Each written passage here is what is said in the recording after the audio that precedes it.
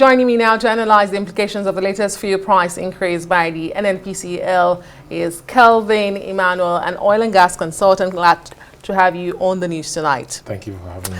You know, I want to pick it up from where Frank stopped and says, what should be the government's next move? I want to walk our way back from that question. Let's begin there. What should the government be doing?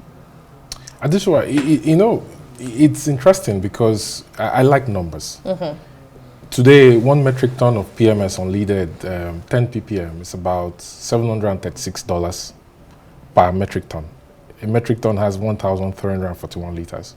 If you multiply that by 1,600, which is your exchange rate, and you divide it by 1,341, you get anywhere around maybe 878 naira per liter. X-gate at the refinery. You know, the refiner, the X-gate, and then the premium. You know, we are attached to refining per metric ton. That is X-gate. It doesn't include all the other ancillary costs.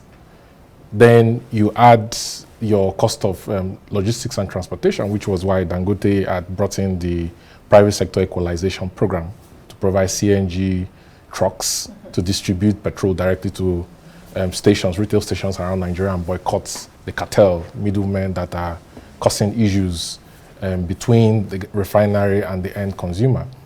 So there are two ways to address this. Number one, you know, in the Middle East, for example, with Israel and Iran, what you've seen is that the Middle East is down from 30.6 million barrels per day to 26.6 million barrels per day that is drilled around the Middle East. Oman, Bahrain, Kuwait, Iraq, Iran, Qatar, Saudi Arabia, UAE.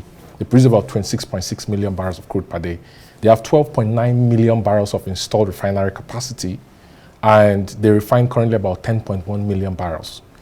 Now, about 13.1 million barrels of that goes to Southeast Asia. It goes to India, Japan, South Korea, China. You know, about China takes about 5.4 million barrels. Iran was supplying about 1.1 million barrels at a little discount. 2.9 million barrels goes to Western Europe and North America.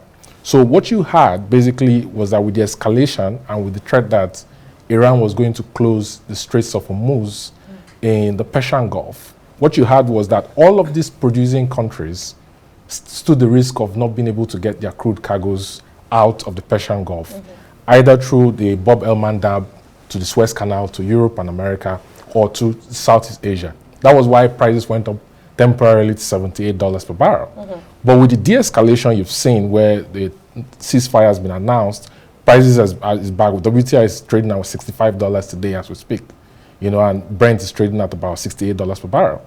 So there are two ways to address this issue. It's either you get crude price down. Nigeria is not that important in the scheme of things because about 12 countries in Africa produce about 4.6 million barrels of crude on a daily basis. So that's not an option. The Nigerian government doesn't have leverage over the international community to control crude price. The other way is by ensuring that the Naira strengthens.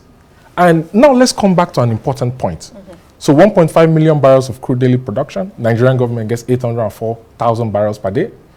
78,000 barrels of that goes to pipeline security payment on a daily basis. 294,000 barrels per day goes into paying forward sale agreement for crude oil loans that has been collected, the latest of which was Project Leopard. Okay, 300,000 barrels goes to subsidy payments. Now, that's the question everybody has been asking. What subsidy payments are you making, considering that Section 205 of the PIA has been announced? So if those subsidy payments are being made when subsidy regime is over, where is the money exactly going to? Is it going to the $6.8 billion that the former MD of NNPC claimed he was owing traders under DSDP and vendor financing program?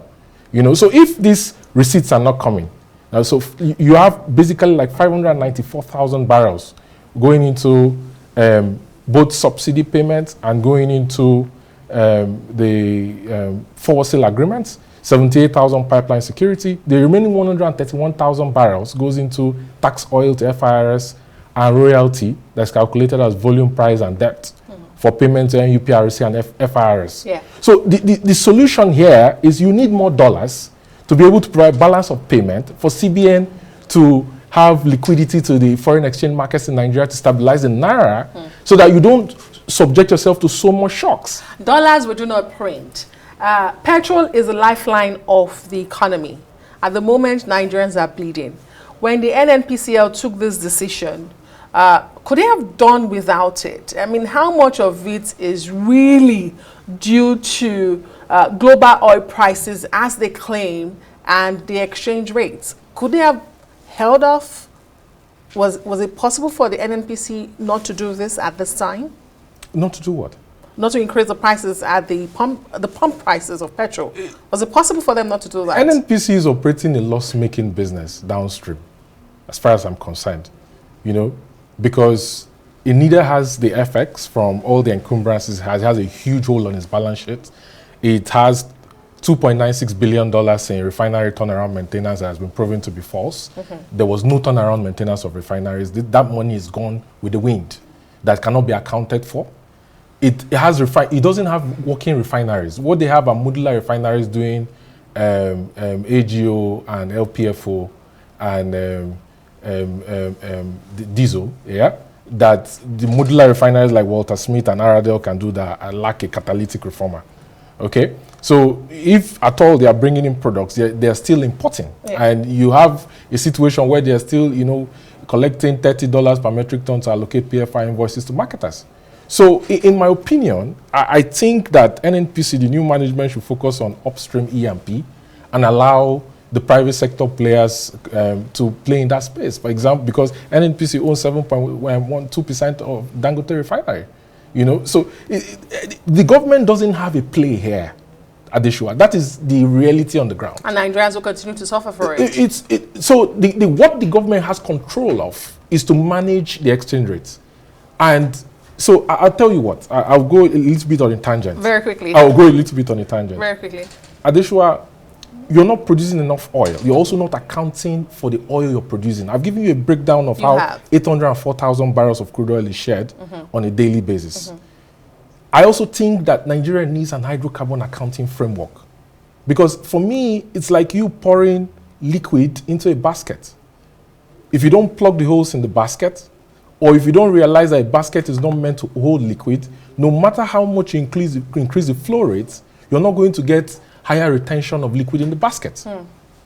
Okay? So there are so many areas of moving parts. You know, I'm hoping that the new management and board of NNPC will realize that it needs to do a complete business transformation and process reengineering and discard areas of the business like midstream, the refineries that are loss-making businesses. You collect revenues from upstream, and you subsidize loss-making businesses, midstream and downstream, and focus on the real meat, which is produce crude oil, sell the crude oil, send that FX to the CBN to do balance of payment, to strengthen the Naira. That is the only leverage it has because it can't control the price of crude oil.